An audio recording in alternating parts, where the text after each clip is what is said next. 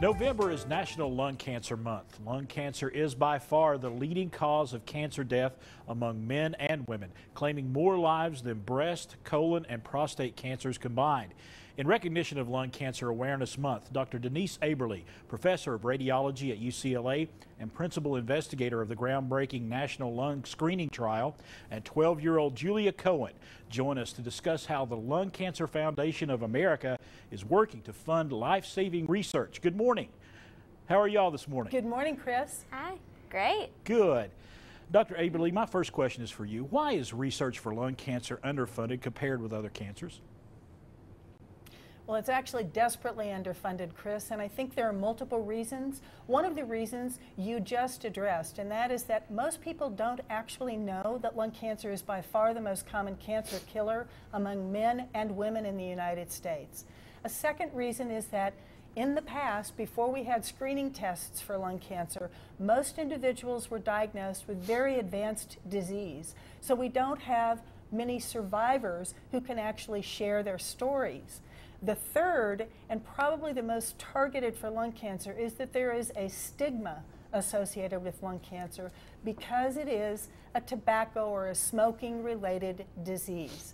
And that stigma, I think, has prevented us from being able to understand that it afflicts many individuals, including some proportion of non-smokers, and now currently most lung cancer diagnoses are made in former smokers. Dr. Aberle, if you could tell us about the Lung Cancer Foundation of America's funded research and how it has helped lung cancer patients. Absolutely. LCF America provides very important funding, and they do it in a couple of ways. Number one, they identify promising young researchers who are early in their careers and may not be competitive for federal dollars. They also identify experienced researchers who are doing really cutting-edge research that has the potential for high gain, but it's also at some high risk. These two groups of individuals, or these two types of funding, are very important, and the Lung Cancer Foundation of America works with these groups in order to get research and findings out to the public sooner.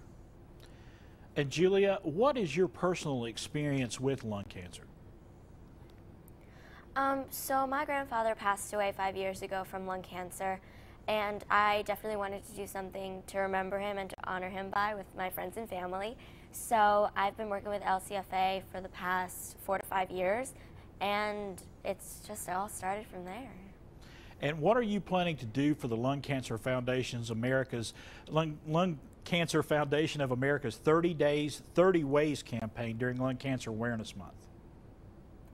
I have been going around my school from classes, talking to students, my friends, and faculty and teachers to see if any of them have been affected by lung cancer, and hopefully they wouldn't mind being interviewed by me for a video that I'm trying to produce.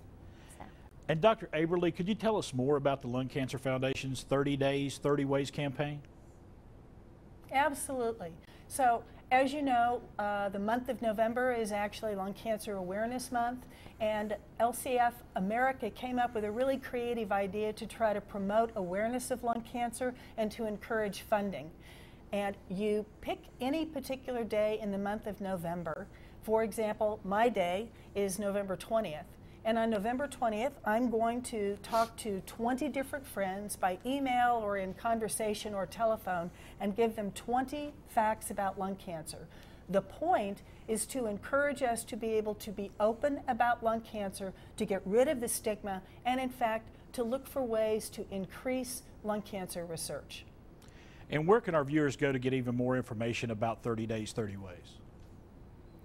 There is a lot of information on LCF America's website, which is lcfamerica.org, and you can learn many more fun facts and ways to participate in 30 Days, 30 Ways. Dr. Aberle and Julia, thank you so much for joining us this morning. Thank you, Chris.